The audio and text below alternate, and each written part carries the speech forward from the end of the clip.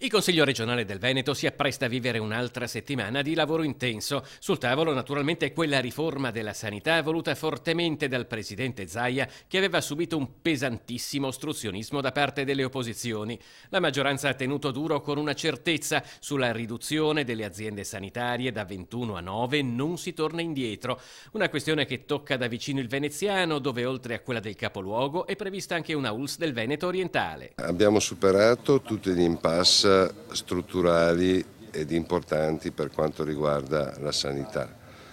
Ora c'è l'incaglio del numero delle ULSS, dove si cercano dei criteri, dove vogliono cercare dei criteri. Io direi che la risposta è quella del Presidente Zaia: le ULSS in partenza erano 9 e 9 rimangono, quindi andiamo fino in fondo, ma la cosa più importante è riuscire ad approvare in tempi strettissimi questa riforma, proprio per attivarla e riuscire a stabilizzare la situazione. Il governatore Luca Zaia si è detto ottimista sul fatto che la questione del numero delle ULSS possa essere chiusa entro questa settimana, una vicenda sulla quale ci si è soffermati anche troppo. La priorità è quella di approvare la riforma in tempi brevi e continuare a garantire e migliorare quei servizi al cittadino che già oggi si contraddistinguono come un fiore all'occhiello della regione. Ma io direi entro fine mese, primi giorni di ottobre. L'auspicio è che ci sia il buonsenso che prevale e che tutti quanti puntino a migliorare la qualità della sanità. Non stiamo discutendo di 1 metro lineare in più di marciapiede, ma stiamo discutendo di sanità pubblica.